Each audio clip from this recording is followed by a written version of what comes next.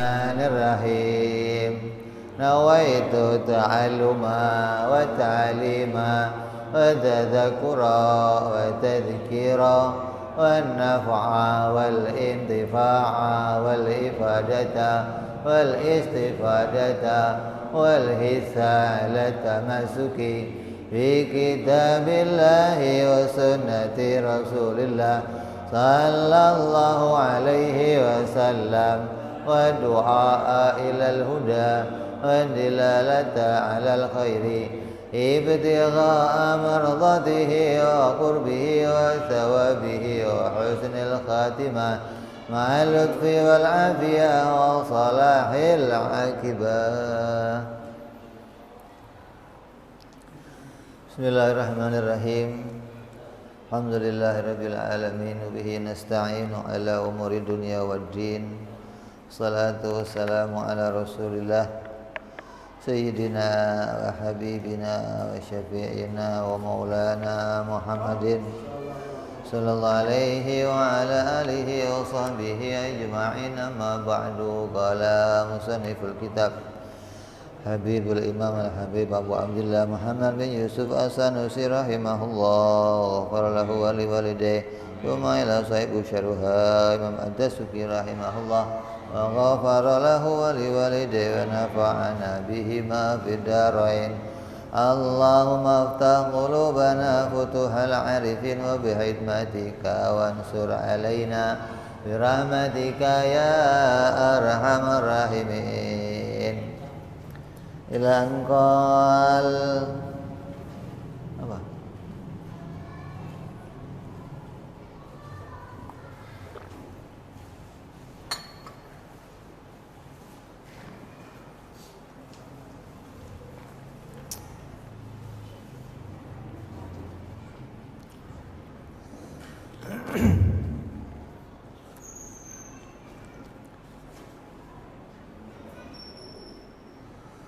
Famimma yajibu li maulana jalla wa azza ishruna sifat.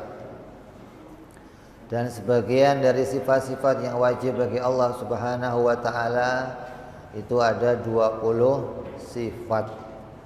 Maka 20 ini adalah sebagian dari sifat-sifatnya Allah Subhanahu wa taala. Karena sifat Allah tidak terbatas. Yang pertama sudah kita bahas kemarin, yaitu wajibnya Allah bersifat dengan sifat wujud. Jadi kalau kita mau kenal Allah, yang kita kenali dari zatnya Allah itu apa? Ya wujud. Zatnya ada gitu aja. Kita nggak bisa menemukan zatnya yang bagaimana gitu. Wajib diimani Allah itu zatnya wujud atau ada. Ada bagi Allah dalam kitab yang kita pelajari, maka dia menjadi sebuah sifat. Wujud adalah sifat yang wajib bagi Allah. Adapun yang mengatakan wujud adalah zat, itu tidak memasukkan wujud sebagai sifat. Jadi wujud itu bisa dikatakan sebagai zat, dan wujud juga bisa dikatakan sebagai sifat. Tapi di dalam pelajaran ini kita menggunakan metode Imam As-Sanusi yang memasukkan wujud sebagai kategori sifat. Maka dia menjadi sifat yang pertama yang wajib diketahui bagi Allah Subhanahu wa ta'ala.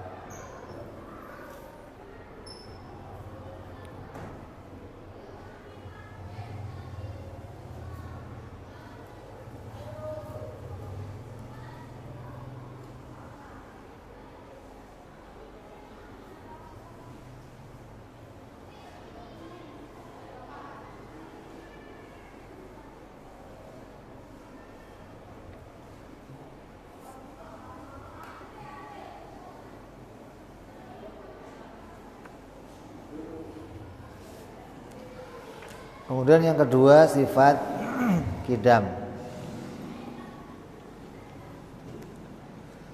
Wajib Allah bersifat qidam.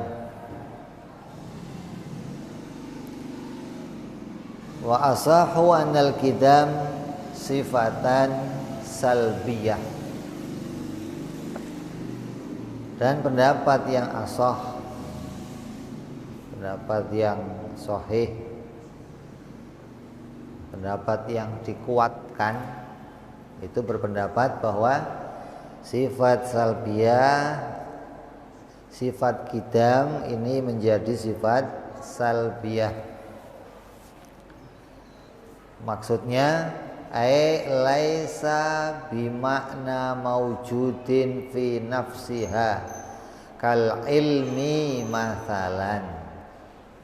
Salbiyah itu disebut sebagai sifat, tapi derajatnya bukan sifat yang bisa dilihat. Jadi di dalam 20 sifat Allah itu ada beberapa derajat. Ada derajat yang hanya subut, bisa dipahami oleh hati. Ada derajat yang sampai bisa dilihat oleh mata. Jadi 20 ini bukan sifat yang dilihat mata semua. Ada yang derajatnya subut, hanya difahami saja. Ada yang derajatnya bisa dilihat pakai mata. Yang derajatnya bisa dilihat pakai mata seperti sifat ma'ani, namanya kayak kudrat, irodat, ilmu, hayat, sama, basor, dan kalam. Itu namanya sifat ma'ani yang derajatnya bisa dilihat. Kalau ini yang kita bahas sifat salbiyah. Jadi qidam masuk dalam kategori sifat salbiyah.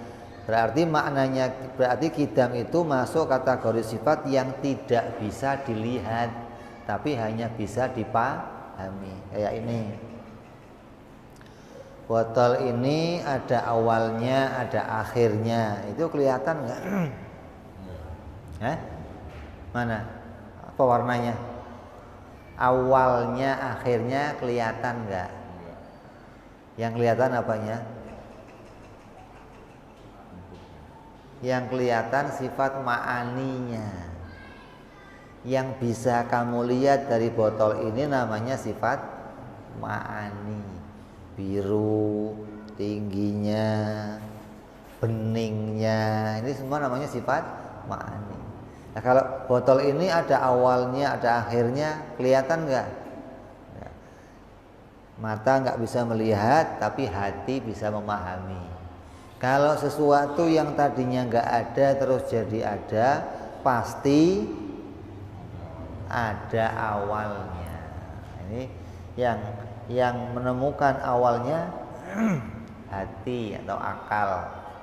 Jadi akal memahami kalau Allah itu bersifat qidam, yang derajat sifatnya namanya sifat salbiyah. Jadi qidam itu bukan seperti ilmu. Kalau ilmu masuk dari kelompok sifat ma'ani, maka dia punya nafsun pada dirinya, punya perkara pada dirinya yang sampai bisa dilihat. Tapi kalau qidam tidak demikian. Wa inna ma huwa, adapun yang namanya qidam itu ibarat sifat yang kategorinya kategori sifat ibarah, sifat yang menggambarkan sesuatu.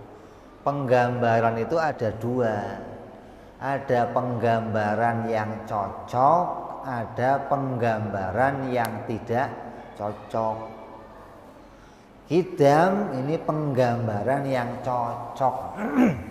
Gambar yang nggak cocok gimana? Kayak begini. Saya menggambarkan ini jadi mobil. Ada mobil dari sini, terus di sini ada motor. Itu kan tutup gelas, Beb. Iya. Saya ngerti ini tutup gelas, tapi ini saya lagi gambarin ini sebagai mobil. Berarti gambar yang apa ini? Gambar yang apa namanya? yang enggak cocok. Ibarah yang tidak cocok. Wong tutup gelas kok digambarkan mobil gitu loh. Nah kalau ibarah yang cocok bagaimana? Ibarah yang cocok, ada orang baik, saya gambarkan jadi orang baik. Ini orang baik ya itu asli memang. Orang baik digambarkan sebagai orang baik. Ini laki-laki, ini perempuan. Laki-laki betulan berarti cocok, bukan gambaran yang nggak cocok gitu loh. Jadi orang menggambarkan itu bisa pakai penggambaran yang cocok, ada pula penggambaran yang tidak cocok. Lah kidam ini menggambarkan apa? Kidam itu menggambarkan ansal bil adami sabiq ala wujudi. Menggambarkan tidak adanya ketiadaan sebelum wujudnya.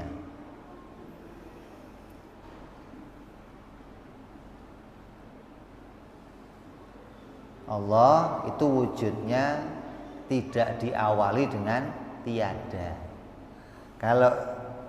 Kalau kita wujudnya diawali dengan tiada. Ini botol ini wujudnya punya permulaan. Nah kalau Allah wujudnya tidak seperti botol, tidak ada permulaannya.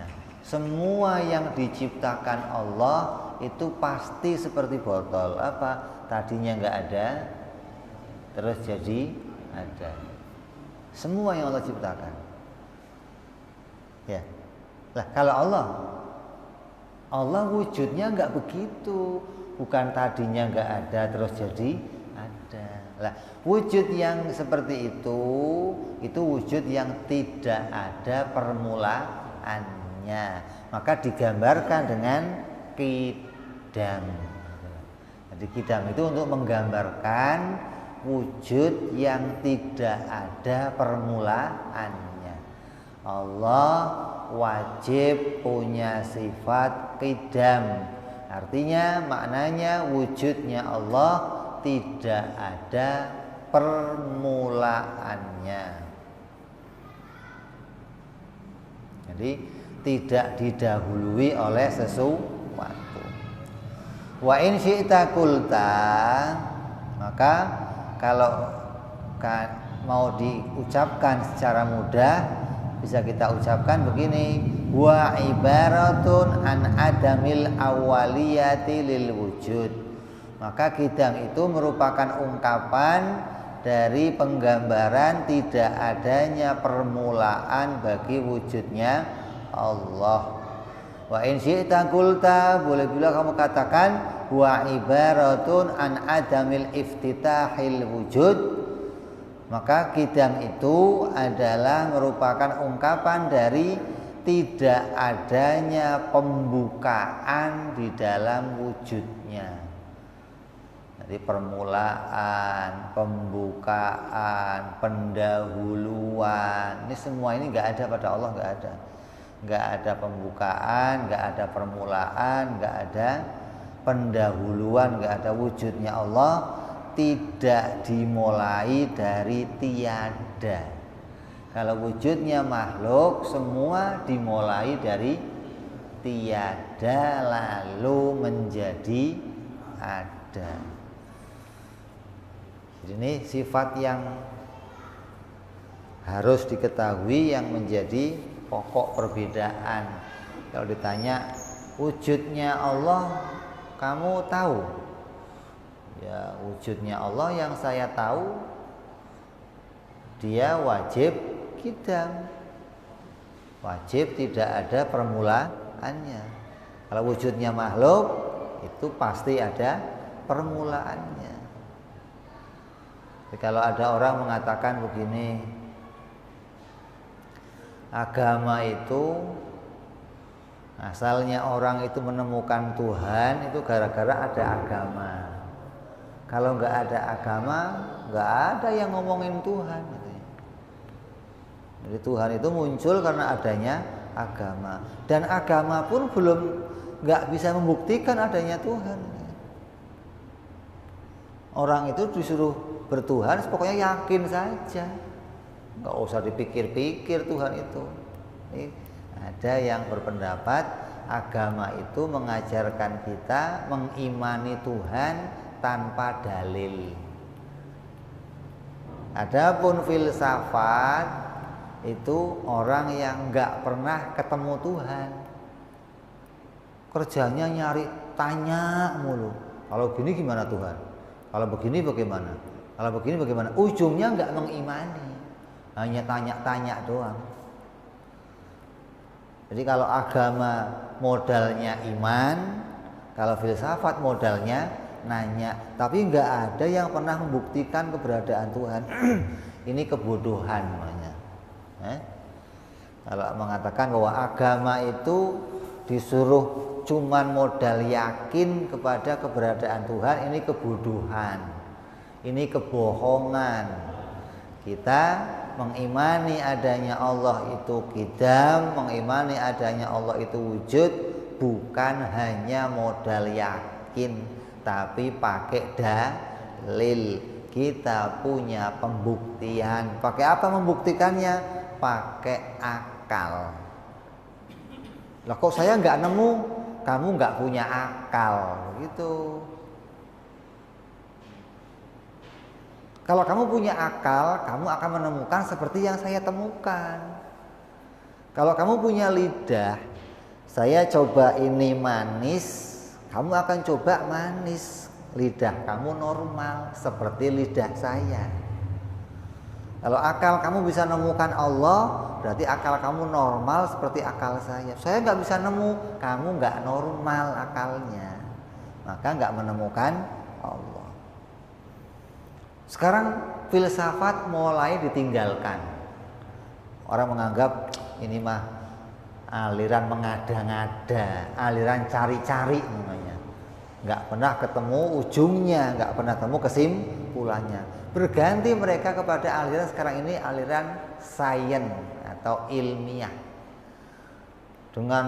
Dengan kehebatan sains sekarang ini orang bisa menemukan berbagai macam perkara. Sampai-sampai mereka mengatakan kami bisa menurunkan hujan tanpa perlu Tuhan. Kami bisa membuat berbagai macam perubahan-perubahan, lampu, listrik, kendaraan, HP. Terus apa muncul sekarang? Kami nggak butuh Tuhan. Apa nggak payah ini? Karena adanya ilmiah, sains yang begitu hebat sekarang ini, sampai mereka punya pemikiran kami sudah tidak butuh Tuhan. Kalau nggak butuh Tuhan berarti nggak butuh agama. Karena yang mengajarkan yakin kepada Tuhan adalah agama. Ini awalnya ada agama yakin, filsafat, kemudian mereka reka mana Tuhan, tapi nggak ketemu ujungnya, maka beralih ke sains penelitian. Buat ini sampai maju pada zaman sekarang hingga mereka bisa bikin hujan buatan, bisa bikin manusia tabung tanpa pakai perutnya wanita bisa, hingga muncul kami sudah nggak butuh Tuhan lagi sekarang karena kami sudah bisa melakukan sesuatu yang Tuhan lakukan. Bikin hujan kami bisa, bikin manusia anak kami bisa. Ngimpi apa ini orang ini? Ini hati-hati ini. Jadi agama kita belajar sifat-sifat ini bukan nggak pakai dalil, bukan modal yakin, kita membuktikan keberadaan Allah Subhanahu wa Ta'ala. Dan Allah sesuatu yang tidak ada permulaannya, bukan tanpa dalil. Kita pakai dalilnya bukan cuma rasional, bukan, tapi akal. Makanya kalau nggak ngerti hukum akal udah payah dah, udah susah ngomong sama orang yang nggak ngerti hukum akal. Jangankan yang kafir, yang orang Islamnya saja yang nggak ngerti hukum akal diajak ngomong susah. muter sini, muter sono, muter sini, nggak punya hasil kesimpulan. Harus begini. Tuhan itu pasti lah, pasti itu apa yang jadi keputusannya? Pasti adanya, pasti tiadanya, apa? Pasti mampunya, pasti lemahnya, atau pasti apa?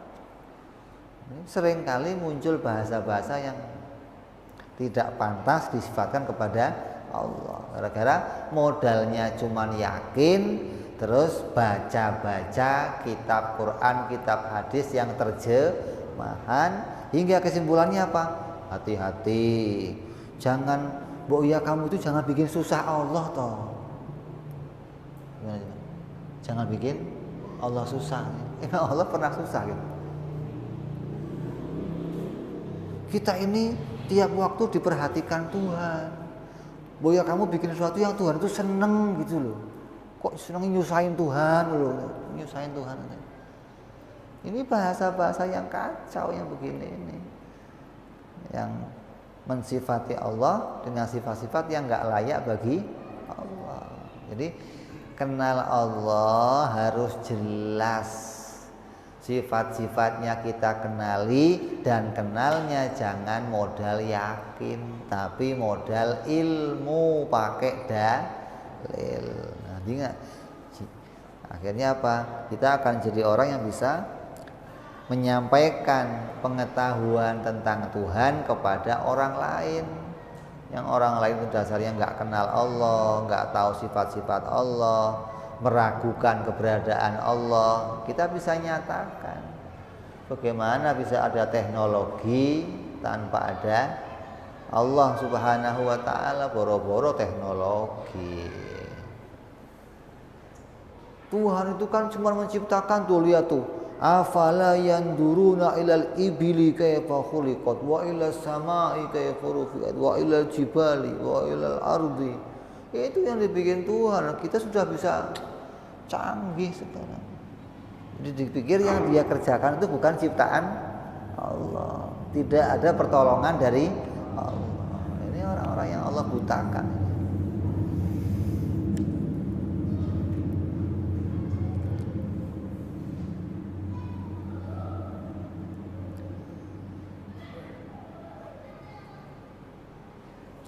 Wa ibaratun an adamil iftitahil wujud, wal ibaratu salah satu bermakna wahid. Ketiganya maknanya satu, pembukaan, permulaan, awal. Ini semuanya maknanya sama. Hadza ma'nal qidam fi haqqi ta'ala bi'tibari dzadil aliyah wa sifatihil jalilatis sunniyah.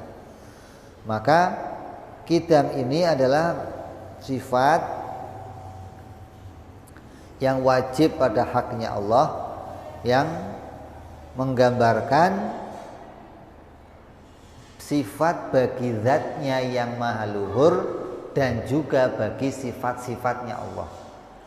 Jadi yang kidam itu enggak cuma zatnya, tapi semua sifat-sifat Allah juga sifatnya kidam, tidak ada permulaannya. Zatnya enggak ada permulaannya, sifatnya juga tidak ada permulaannya. Wa amma makna idza utliqa fi haqqil hawadits kama idza qulta mathalan. Maka apabila kidam ini disifatkan kepada kita hawadits, kepada makhluk, itu bisa juga yang maknanya bisa jadi begini. Hadza binaun qadim. Ini adalah bangunan yang qadim. Ini bangunan yang qidam.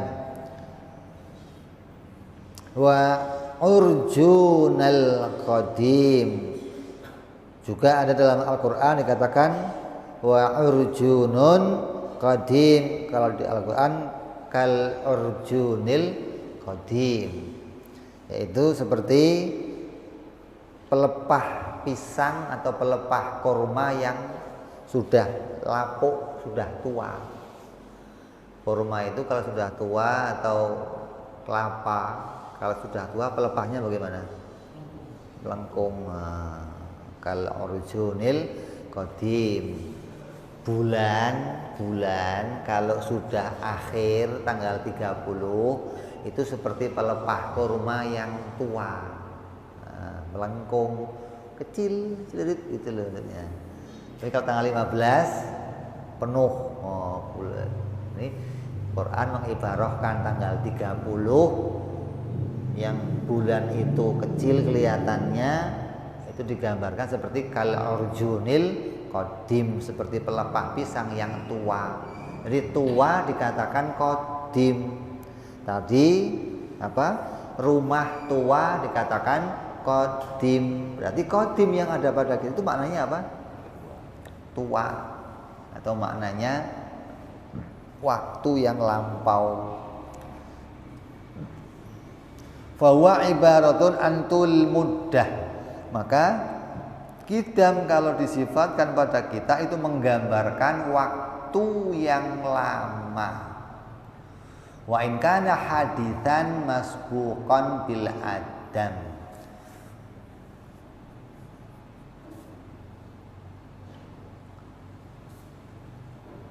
Wa in kana haditsan masbuqan bil adam kama fi qouli ta'ala innaka lafi dhalalikal qadim wa qouli ta'ala kal urjunil qadim.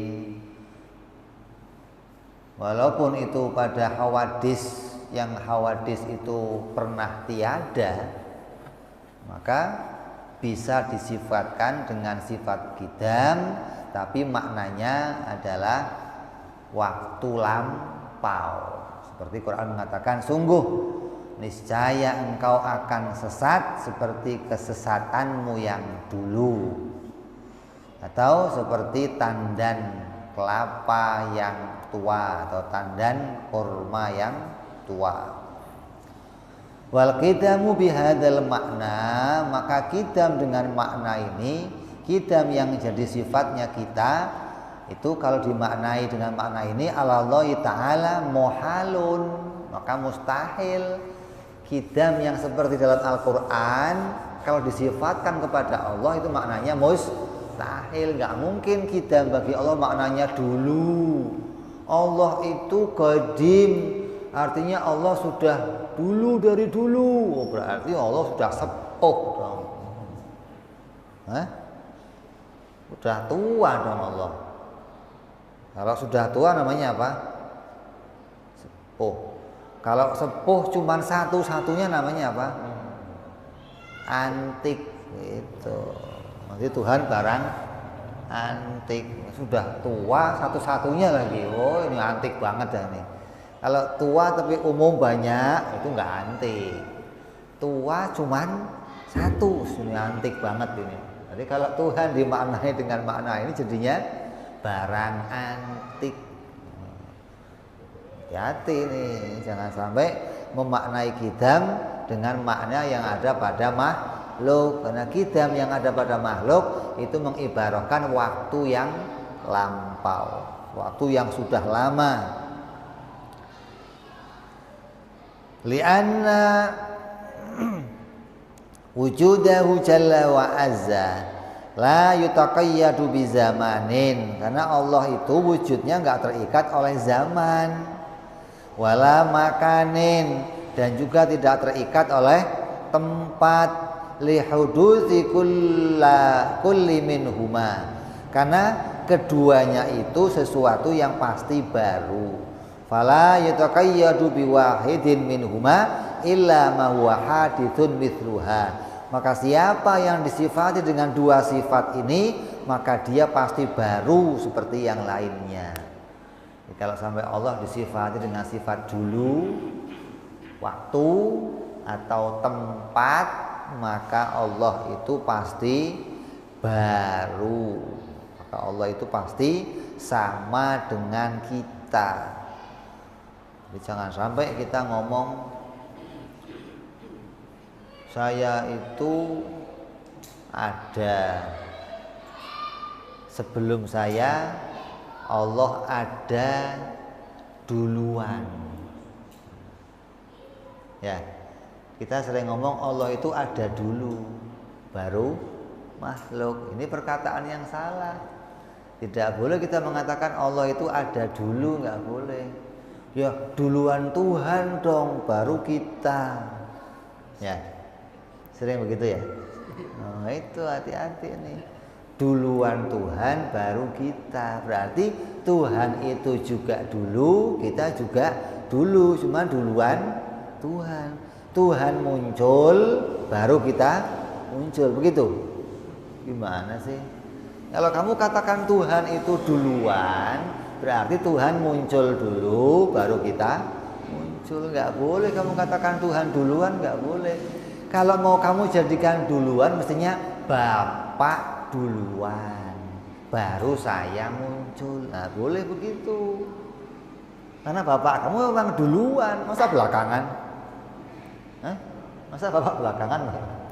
Karena Bapak dengan kita itu sebangsa, sama-sama pernah nggak ada, terus jadi adanya. Bapak itu nongol dulu, baru saya nongol. Maka boleh dikatakan Bapak duluan, saya belakangan. Atau telur sama ayam, telur duluan, baru ayam. Boleh, karena kedua-duanya makhluk. Atau kamu mengatakan saya itu ya mani dulu, baru jadi saya. Boleh, mani duluan, baru saya belakangan. Boleh, dua-duanya ini sebangsa, sama-sama terkena waktu dan sama-sama terkena tempat. Sebangsa namanya. Nah kalau bagi Allah ya nggak ada hubungannya, nggak sebangsa. Terkena waktu ya enggak, terkena tempat juga enggak. Maka nggak bisa kamu katakan Tuhan itu dulu. Ini yang sering orang mengatakan Tuhan duluan, baru saya belakangan. Tuh ada kita itu ya Tuhan dulu adanya dong, baru kita. Nah, ini perkataan yang salah. Sering juga disifatkan kepada Allah, Allah itu terkena waktu. Wa id qala rabbuka lil malaika. Apa artinya? Wa id qala, apa artinya?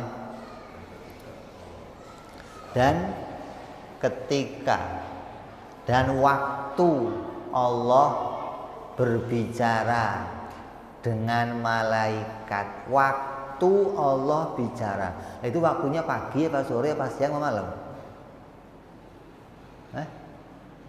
Waktu Allah bicara itu waktunya pagi, sore, pasti ya. Lah Allah kan qadim bicaranya. Lah bicaranya Allah qadim itu waktunya pagi, sore, siang. Gimana sih? Waktu sore, siang, malam itu terbatas. Allah nggak terbatas. Bagaimana yang nggak terbatas mau dikumpulkan dengan yang terbatas? Ya nggak bisa. Kalamnya Allah itu nggak bisa dibatasi dengan siang, sore, malam. Kalau begitu nggak bisa dibatasi dengan waktu. Nggak bisa kamu mengatakan waktu Tuhan bicara, waktu Tuhan membuat, apalagi ngomong Tuhan bikin alam 7 hari, 6 hari, lembur apa? Tuhan lembur gitu. Bagaimana ngartinya coba? Jadi waktu itu harus dihilangkan, dinafikan, dinegatifkan bagi Allah. Allah nggak tersentuh oleh waktu. Kenapa? Karena Allah itu pencipta waktu. Waktu itu diciptakan oleh Allah dan Allah ada sebelum adanya waktu. Bagaimana Allah terkena waktu? Allah pencipta tempat. Allah ada sebelum Allah menciptakan tempat. Bagaimana Allah mau kamu kaitkan dengan tempat? Jadi yang butuh tempat itu ya kita, yang terkena waktu juga kita. Mestinya kalau mau mengartiin wa idz qala rabbuka lil malaikati, dan tatkala malaikat mendapatkan firman Allah. Jadi begitu dong. Dan tatkala malaikat mendapati firman Allah bahwa Allah akan menjadikan malaikat, menjadikan manusia khalifah di muka bumi, ya begitu maksudnya. Bukan dan tatkala Allah berbicara. Wa jaa rabbuka, dan ketika datang Tuhanmu. Wal malaku soffan soffa, dan ketika datang Tuhan, Tuhan jelek datang itu. Gimana? Malaikat baris-baris. Itu upacara bendera, bro, yang begitu, bro. Itu gimana sih? Karnaval tuh lihat. Jadi jangan nisbatkan zaman bagi Allah. Allah itu enggak tersentuh oleh zaman. Lah kamu tiap waktu kan ngomong wa subhanallahi bukratan wa asila. Kan tiap hari kamu baca itu. Dan maha suci Allah dari pagi dan sore. Allah enggak terkena zaman. Enggak terkena pagi, enggak terkena sore. Yang kena pagi sore itu kita. Yang boleh dikaitkan zaman itu kita, bukan Allah, karena zaman adanya pada makhluk. Ya.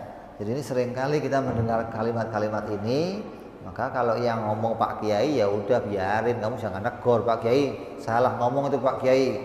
Ntar kamu suruh gantiin, ya udah kamu ceramah sini Pak. Kenapa nggak repot kamu malah nanti. Kalau yang ngajak ngomong kiai biar kiai lagi nanti yang lain. Udah kamu yang penting batin aja. Ini kiai nggak ngasih tauhid nih kiainya nih. Masih menyenderkan zaman pada Allah. Dan di waktu Allah berbicara, di waktu Allah menciptakan bumi, di waktu Allah berfirman, di waktu Allah menyidang, di waktu Allah memanggil malaikat, kok ada waktunya semua itu bagaimana? Nah Allah itu waktunya kapan? Jadi waktu jangan disifatkan bagi Allah. Waktu itu disifatkan pada kita makhluknya, jangan bagi Allah. Begitu pula tempat. Nah ini yang sering begitu. Kalau ada yang nanya nih, Tuhan itu adanya mulai kapan? Tuhan adanya mulai kapan? Tuhan itu nggak ada mulainya, nggak ada pembukaannya, nggak ada awalnya. Yang ada mulainya itu makhluk. Maka Tuhan tidak seperti makhluk, dia wujudnya tidak dimulai oleh yang lain. Baik dimulai yang lain itu wujud yang lain, ataupun dimulai dari tiada menjadi ada. Lah kalau begitu Tuhan tempatnya di mana? Ini yang sering nanya anak kita. Kalau kamu ditanya begitu jawab gimana coba? Tuhan tuh di mana Pak gitu? Mau jawab di atas. Udah ngaji tauhid, salah.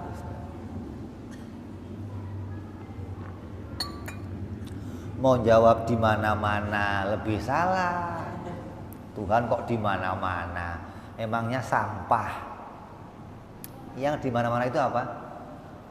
Sampah, kececeran di mana-mana. Tuhan kok di mana-mana?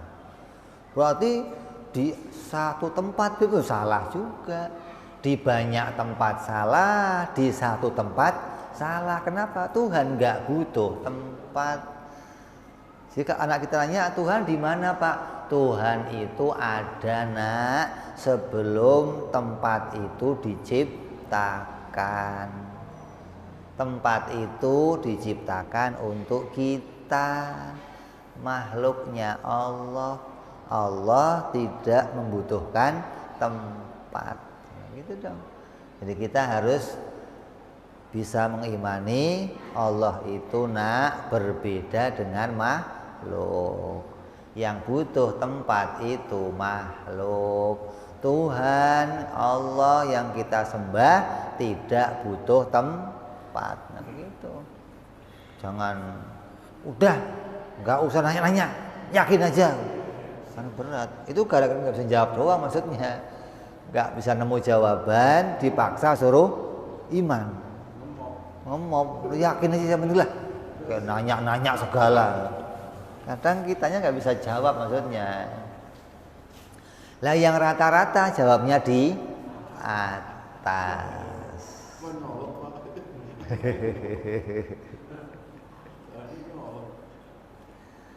Lah kalau saya jawabnya Tuhan di atas bagaimana Beb? Boleh nggak Beb? Beresiko. Kalau atas sampai dipahami tempat itu beresiko. Karena banyak ulama, para imam-imam kita yang mengatakan siapa yang mensifati Allah dengan sifatnya makhluk, maka dia kafir. Siapa yang mensifati Allah dengan sifat makhluk, maka dia kafir. Kok kafir? Ingkar Quran, ingkar hadis, ingkar ijma'nya ulama, ingkar semua ini. Qur'annya mukhalafah lil hawadis, laisa kamitslihi syai'un. Kok kamu mengimani Allah itu ya di atas seperti ya kamu berarti mengingkari Quran, mengingkari hadisnya Nabi, mengingkari. Nah itu kan ada hadis Nabi mengatakan ada seorang budak datang ke Nabi, Nabi nanya ketika dia mau dibebaskan, kata Nabi, sini saya tes dulu coba iman enggak dia. Kalau dia mukminah, bebaskan dia. Nabi tanya, di mana Allah? Di atas. Saya siapa? Utusannya Allah. Nah, dia mukminah, bebaskan dia. Oh, itu ada hadisnya. Nah, yang aneh itu hadis yang bunyinya seperti itu ada 4 perawi. Yang 3 ini enggak nanya Allah di mana. Yang 1 nanya Allah di mana. Lah anehnya yang dipakai 1 ini, yang 3 nggak dipakai, kan aneh. Kenapa kok begitu? Yang cocok sama nafsunya. Maka hadis yang 1 ini yang dipakai. Yang 3 yang mengatakan Nabi nanya Tuhan itu siapa, nggak dipakai. Padahal ini yang cocok sama etikotnya kita. Kenapa kok yang diambil hadis yang mengatakan Tuhan di mana? Cocok sama nafsunya. Dia meyakini Tuhan ada di atas. Gitu. Maka dia akan cari hadis-hadis, ayat-ayat yang mendukung perkataan Tuhan di atas. Kan coba dipikir loh. Hadisnya ada 4. Perawinya yang 3 ini membawakan hadis Tuhan di mana nanyanya. Tuhan itu siapa? 1 Tuhan di mana? Kan aneh nih, bertentangan sama hukum yang kita pelajari dalam agama. Apa? Dilarang bertanya 4 perkara pada Allah. Allah di mana? Allah itu mulai kapan? Allah itu ada berapa? Allah seperti apa? Kan dilarang itu. Nah, nabinya melarang, kok nabinya nanya sih, bagaimana ini? Nabi ngajarin kita jangan nanya 4 ini kepada Allah. Nabinya nanya Allah di mana? Ini aneh, wong ente melarang saya nanya, kok ente nanya, gimana sih? Nah, gitu loh. Jadi jangan bertanya Allah di atas di mana. Kalau bertanya Allah di mana itu mesti dia pikirannya masih anak-anak gitu loh. Pantes kalau nanya Allah di mana. Lah kalau kamu sudah tua, sudah nalar akalnya, kok masih nanya Tuhan di mana? Itu sama aja ente ngomong apa? Sama saja kamu nanya begini, sendal kamu sudah tidur belum? Hah? Kamu jawabnya apa kira-kira? Hah? Kamu ditanya, sendal kamu sudah tidur belum? Kamu jawabnya apa? Gimana sih kok sendal tidur? Lihat, tempat itu nggak layak ditanyakan pada Allah. Sama dengan tidur nggak layak disifatkan pada sendal. Masa sendal tidur sama dengan masa Allah bertempat begitu loh. Kenapa? Allah ada sebelum tempat ada.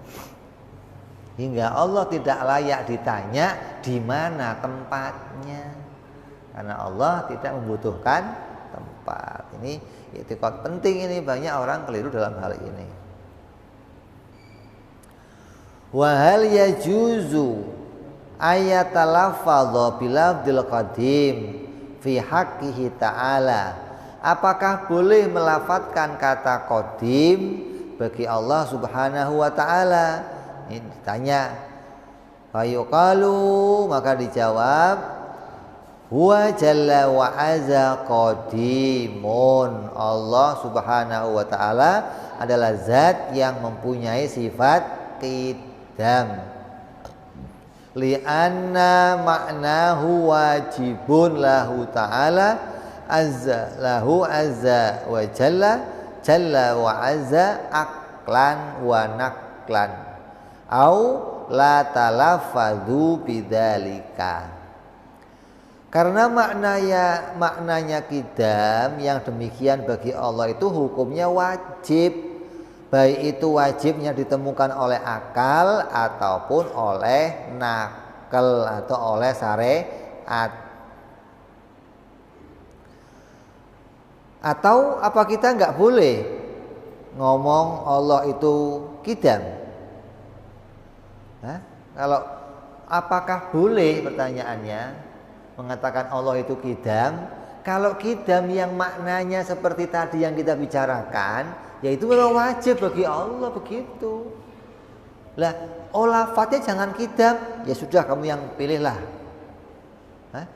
Lafadznya kamu ganti, lafadz apa nggak apa-apa lah. Yang penting maknanya tidak berawal. Yang penting maknanya tidak ada Itu saya karang lah namanya apa. Jangan qidam lah, qidam kan sifat kita. Ya sudah kamu karang nggak apa-apa lah. Coba saya mau dengan kalau sudah dikarang, boleh? Duluan, ya sama. Kalau Tuhan itu duluan, berarti kita belakangan. Ya kan? Kalau dia duluan, kita apa? Belakangan. Berarti sama kayak imam sama makmum. Imam statusnya apa? Duluan, makmum berarti sebangsa dong. Jadi dikatakan sesuatu yang punya sifat sama maka dia sebangsa dengan yang lainnya. Kalau Tuhan punya sifat dulu seperti kita, berarti dia sebangsa dengan kita. Jadi perkataan duluan itu jangan disifatkan pada Allah. Karena memang nggak bisa kita katakan Tuhan duluan, baru kita belakangan, nggak boleh. Kalau bapak saya duluan lah bener, kita belakangan. Nabi Adam duluan, saya belakangan, bener. Nah, kalau Tuhan duluan, saya belakangan, ini nanti akan membangsakan Allah seperti kita, mengelompokkan Allah seperti keadaan kita. Oke? Jadi jangan mengatakan Allah duluan. Wa inna ma yuqalu yajibu lahu ta'ala qidamu au nahwu hadza minal ibarah. Yang boleh diucapkan hanya wajib Allah bersifat qidam atau ungkapan yang semisalnya. Wala yutlaqu alaihi fil lafzi ismul qadim, dan tidak boleh diucapkan bagi Allah itu dengan nama Al-Qadim. Li'anna asma'u jalla wa azza tauqifiyah. Karena namanya Allah itu adalah nama yang tauqifiyah, yang tidak bisa berganti, nama yang berhenti, asalnya dari sono begitu jangan diganti-ganti lagi. Dari sono kan qadim bukan qidam. Kenapa kamu jadinya qidam gitu? Mau dipegang jidatnya orang alim, nggak dipegang jidatnya ini bagaimana? Jadi qadim sama qidam berbeda katanya. Sama dengan ilmu sama alim. Disebut alim kenapa? Karena punya ilmu. Dia dinamain qadim karena punya sifat qidam. Begitu dong cocoknya. Dia jangan pakai qidam. Jangan pakai qidam. Dari mana qidam bahasanya itu? Oh, nggak ada hadisnya qidam itu. Ini yang berat yang begini nih. Hadza mimma yataraddadu fihi ba'dul asyakh. Ini termasuk permasalahan yang diperselisihkan oleh para ulama, para masyayikh kita.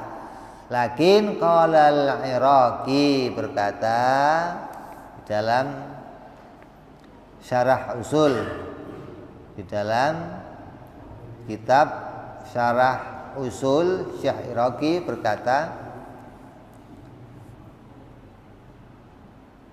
adahu halimiyah fil asma, bahwa dia mengatakan al-halimi menyebutkan al-qadim dalam asma-asma'nya Allah. Waqala, dan dia berkata lam yazid fil kitabi nasson, dan tidak ada di dalam nas Al-Quran yang mengatakan sifat tersebut.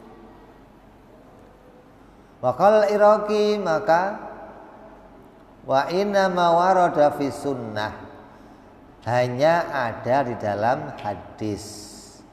Qala al-Iraqi wa asyara bidzalika ila ma rawahu Ibnu Majah fi sunanihi min hadis Abi Hurairah.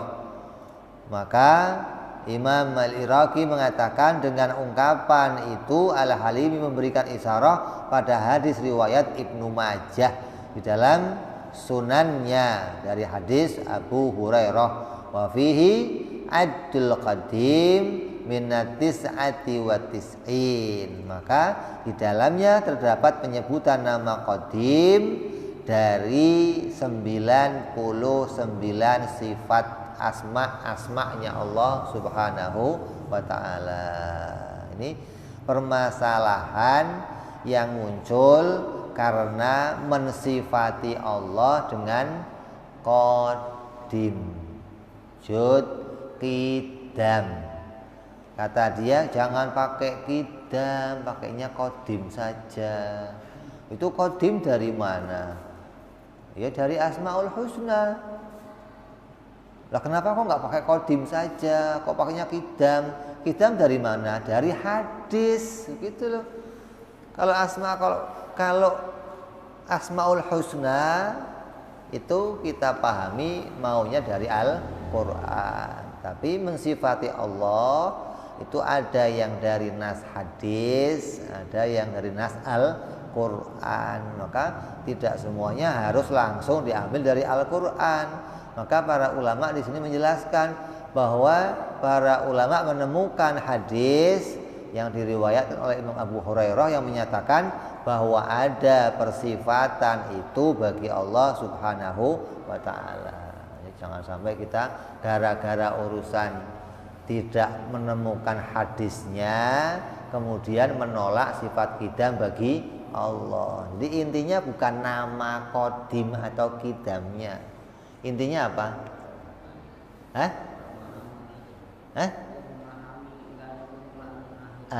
Ibarah enggak berawalnya itu. Lah namanya pakai apa? Yang cocok buat kamu apa dah gitu. Kita ikut dah gitu aja. Yang penting ibarahnya harus ini gitu loh. Bahwa Allah itu tidak berawal. Allah itu tidak ada permulaan. Allah itu enggak didahului oleh sesuatu. Ini yang jadi inti yang harus disifatkan kepada Allah. Karena yang punya sifat qidam ini hanya Allah, nggak ada lainnya, nggak ada.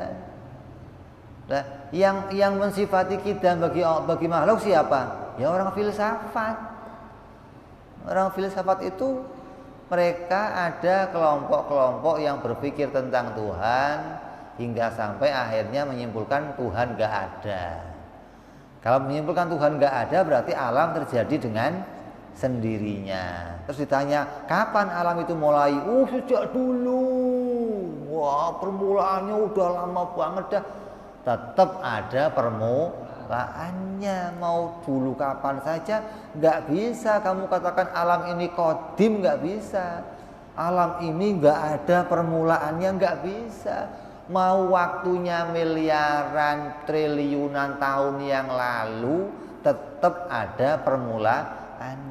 Lah yang nggak ada permulaannya hanya Allah. Kenapa?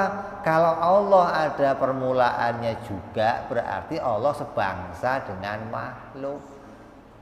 Kalau sebangsa ya berarti masih juga diciptakan. Nah, yang mau kita cari itu, yang mau kita yakini, alam ini butuh pencipta.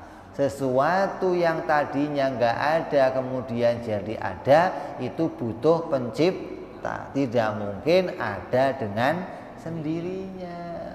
Ini butuh akal yang cerdas.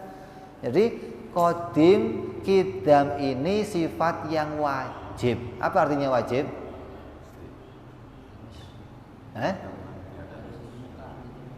Harus.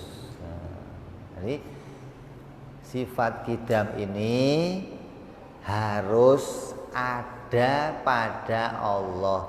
Maknanya qidam ini harus berhubungan. Sifat yang lazim namanya. Sifat yang harus ada pada wujudnya Allah. Sifat yang nggak bisa dipisahkan pada wujudnya Allah. Jadi wajib menurut akal itu sesuatu yang tidak terpisahkan dari wujudnya sesuatu yang lain. Itu namanya wajib menurut akal. Nah, ibarah yang seperti itu wajib bagi Allah. Wah, Allah itu nggak berawal, itu wajib diibarahkan seperti itu. Lah adapun namanya ya terserah kamu. Tapi kita memakai nama qidam itu jelas urutnya. Mana hadis? Mana nih asmaul husnanya? Oh pakainya awal aja, kan ada awal di asmaul husna ada kan ya? Wal awalu kan ada. Dia kan awal. Iya, dia disebut awal itu nama, bukan sifat. Nama awal itu kenapa? Waktu kita dimunculkan, Allah itu ada. Allah itu yang pertama. Bukan berarti duluan, ya bukan duluan. Duluan di dalam penamaannya. Bukan duluan di dalam keberadaannya. Gitu loh.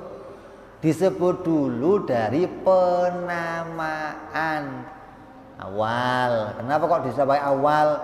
Karena waktu saya nongol, dia ada, maka dia disebut awal. Bukan keberadaannya itu seperti saya berawal, bukan.